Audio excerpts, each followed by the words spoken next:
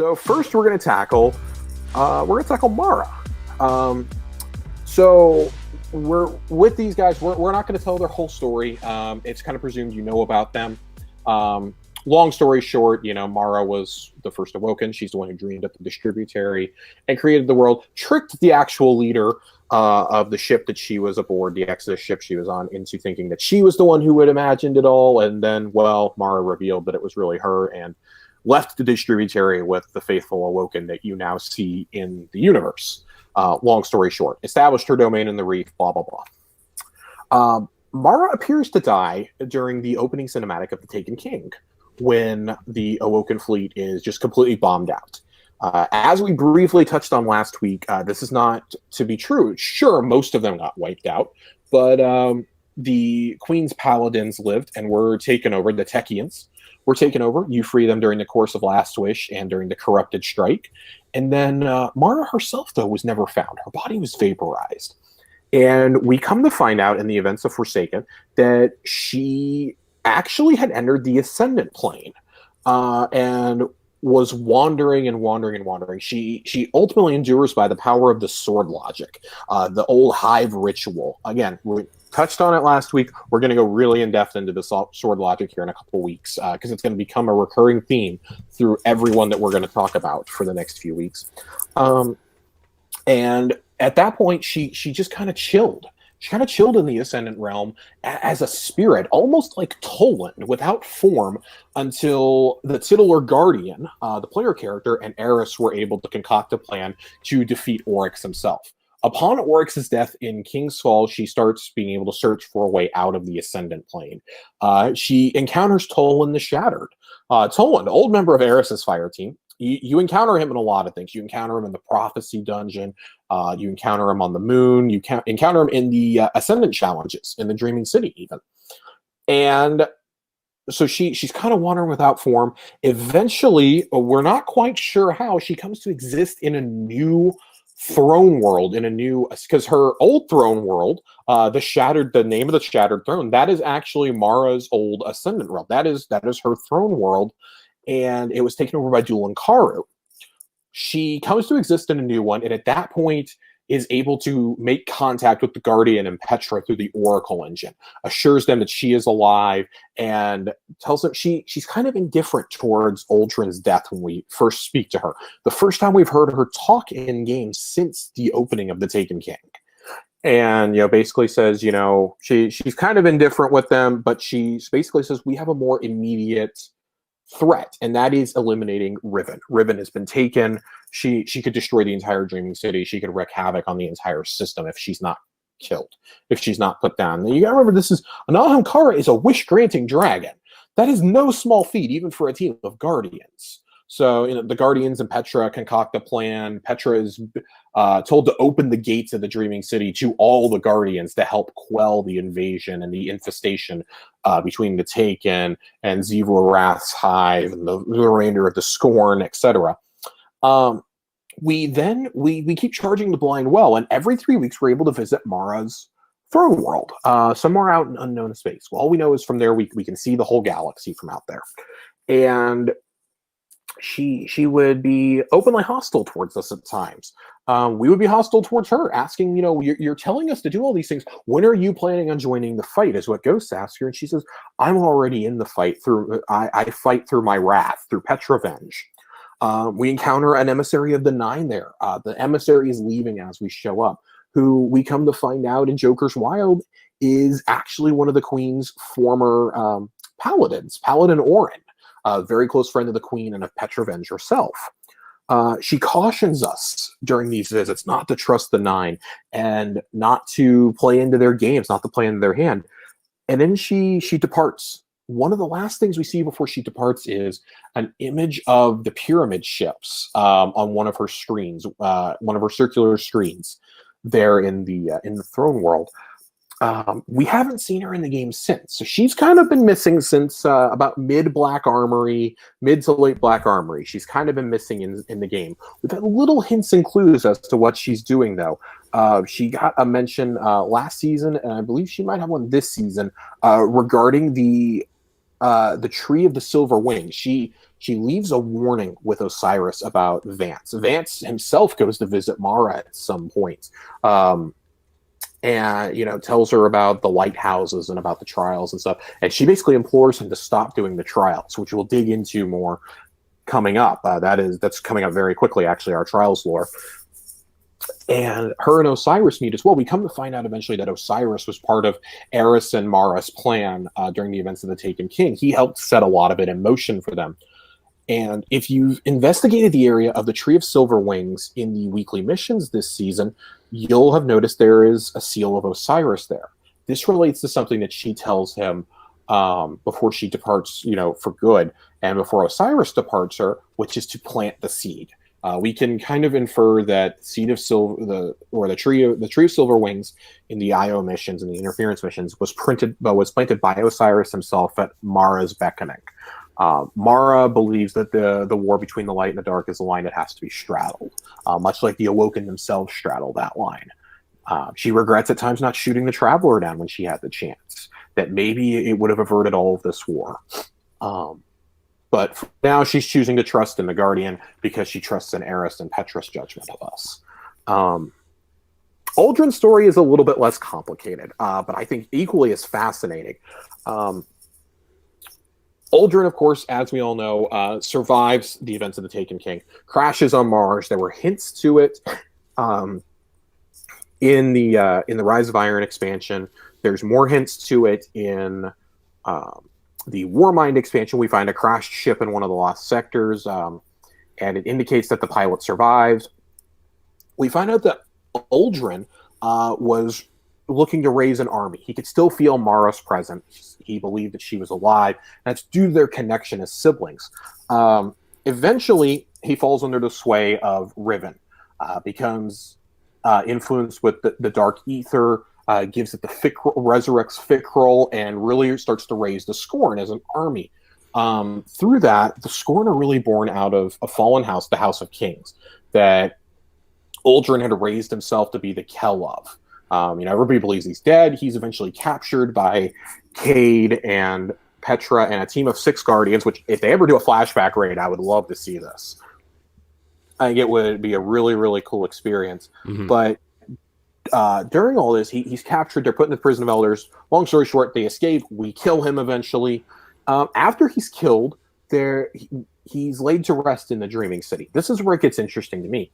There's a ghost in the Ghost Stories lore book of Forsaken named Pulled Pork, who's been searching hundreds and hundreds of years for his guardian, has never given up hope, believes that he's going to find it. He's mocked by the other ghosts. The other ghosts are like, why are you still looking? Like, it's joked that he scans even rocks, hoping for any living organism to be his guardian. He's longed for it for so long, and eventually he comes to enter the Dreaming City. And when he scans the body of Mara Sov, Uldren sits upright immediately in a gasp. And the cutscene just ends. It was a random cutscene just put in Black Armory. That was the last time we saw either of them, but they have been referenced in the lore, specifically this past dawning on one of the ships. We get the impression that Uldren and Pulled Pork are hiding out on Earth in the Cosmodrome. And, of course, being a Guardian, Uldren has no memory of his previous life. He always keeps his hood up. He keeps his helmet on. He doesn't understand why Guardians look at him with this disdain and this hatred almost. And he says, they almost give him a look of pity in a way. Mm-hmm. And he tells Pulled Pork he doesn't quite understand this. And Pulled Pork is trying to... He's begging him almost, he's very impassionately pleading with him, go with me to the Lost City, find the others that are like you. You need to join the Guardians. You'll finally feel like you belong there. And this and that. It kind of explains the theory of the dawning behind him, what it's meant to be. It's a time to celebrate. And he says, very somberly, happy dawning. And Uldren actually responds to him. They're living out of a shipping container in old Russia. Presumably, we're going to encounter him in the fall. Which would be a really cool throwback to his original introduction in the first ever Destiny trailer, when he was still known as the Crow and was supposed to be a Cade 6 style character. Yeah. If you can believe Uldren ever being like Cade 6. But I think it's really interesting that he, in being resurrected as a Guardian, becomes what he truly hated. He hates the Guardians. He hates them so much. and now he is one, and maybe one of our best weapons against the darkness, frankly. Yeah. By technicality's sake, he is technically the Hunter Vanguard. He has technically fulfilled the Vanguard Dare of Cade 6. Yeah. So how did just to, kind of like a side note? So yeah, no, you're good. We're done. That's it. We're good. Like, so if he's the Hunter Vanguard, like why is he the Hunter Vanguard? Like, what is the lore behind like them becoming the Vanguard? So he killed Cade 6. So now that he's a Guardian, since he killed Cade 6, that makes him the Vanguard now. So, the Vanguard Dare changes from Hunter to Hunter, such as in the case of Cade 6 and Andal Brask.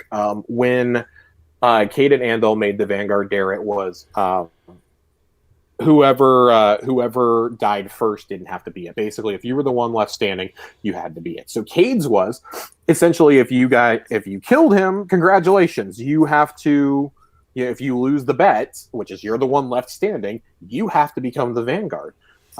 We're having more talk of the Dare come up in the lore, and there will be, semi spoilers.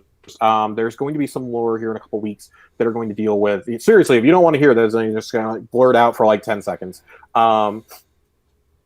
Anna Bray is going to think she's being approached for it, and she's not. Spoiler alert, she's not.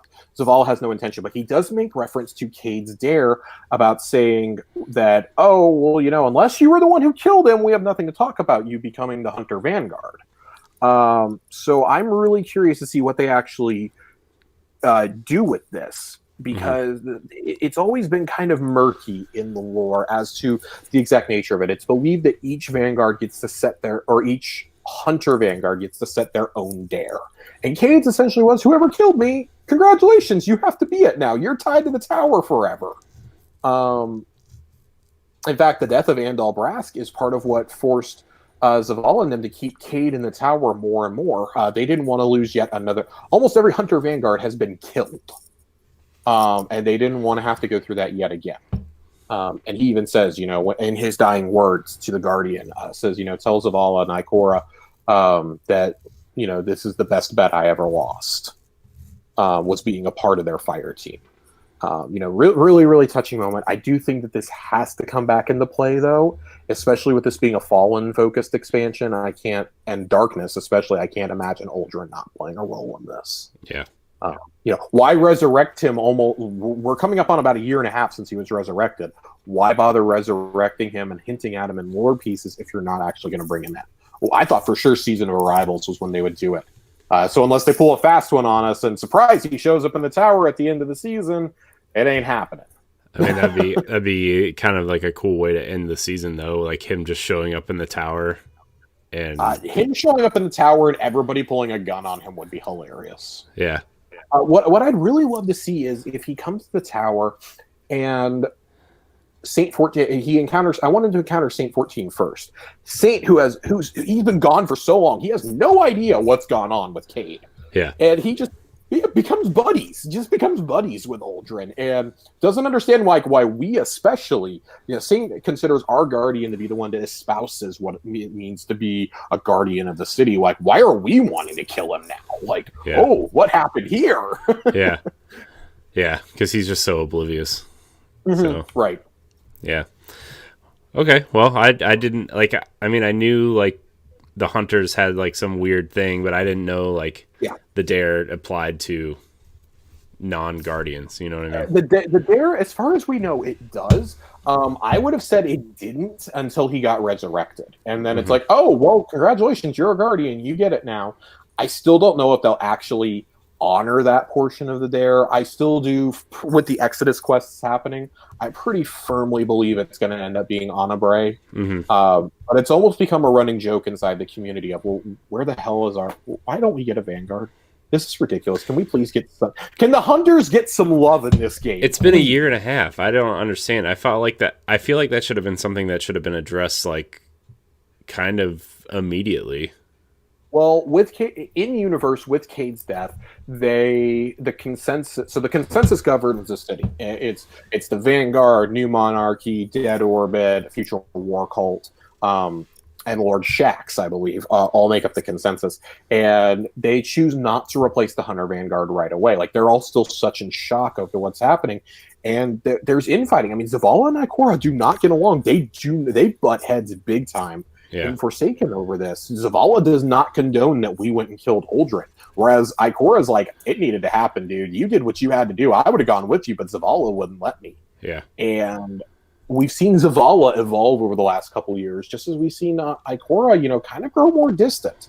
The Vanguard is fractured, and Cade's death, he was the one who kind of held it all together.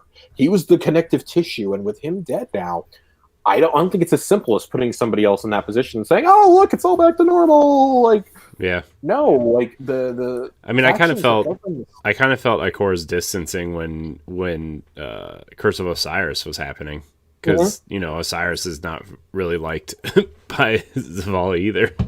Well, she mentions that it's mentioned that Ikora didn't speak to her ghost like for decades. Like, they didn't speak at all. And then they finally start speaking again, I believe, during the events of Curse of Osiris, to figure out what's going on with Ghost and with Sagira. Yeah. And it's just the subtle evolution of the characters in the lore is so fascinating. I just wish we got to see more of that on screen. Yeah. That's got to be definitely my biggest gripe. But that is a much longer lore pointer than I expected. Yeah. Sorry.